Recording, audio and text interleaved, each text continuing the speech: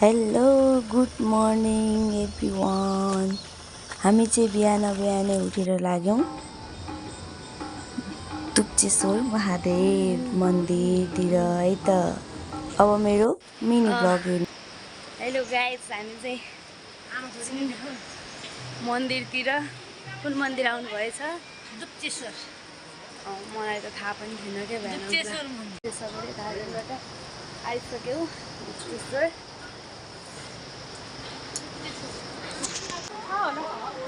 को हो कता कताको हो? ल ढाड दुख्ने मान्छे यसरी हिँड्नुपर्छ अरे यहाँ मन्दिरमा चाहिँ।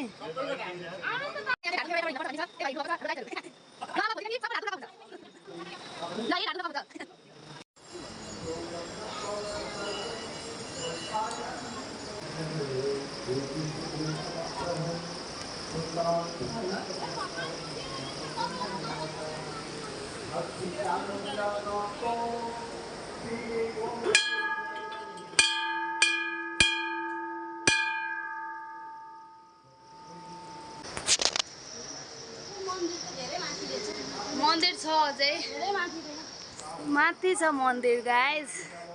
यो चाहिँ हेर्दिदी हो। हेलो बोलो। हिनाजहरू पछाडि आउँदै हुनुहुन्छ।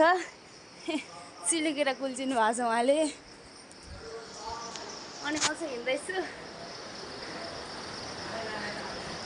ल म त उल्टो बाटो आइछु क्या।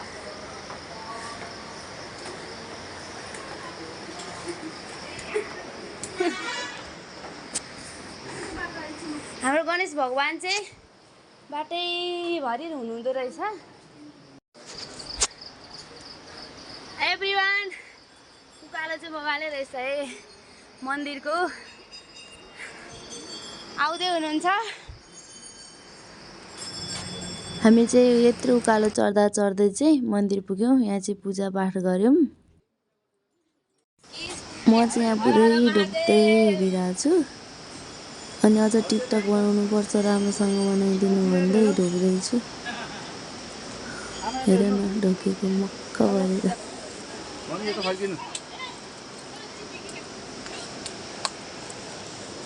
म देखिनँ होला भिनाजु।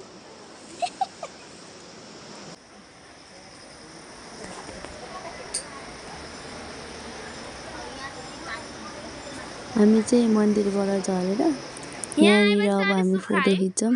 यहाँ तल गएर फोटो खिचौँ, ग्रुप फोटो खिचौँ। अनि सिङ्गल फोटो नि खिचेँ मैले। फर्किसक्यौँ।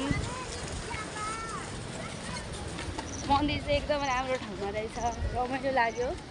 म चाहिँ फर्स्टचोटि आएको थिएँ। कस्तो फिल भयो? मम्मी खोलामा उबाल्न जानुभयो होला।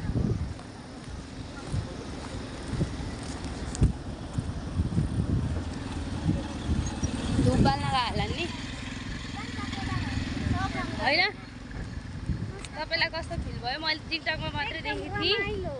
अनि यहाँ चाहिँ एकदमै राम्रो खोलाहरू छ। अनि त्यसपछि यहाँ झुलुङ पुल्ने छ, तर म गइनँ। थ्याङ्क यू सो मच मेरो पुरै भिडियो हेरिदिनु भएकोमा हजुरहरूलाई।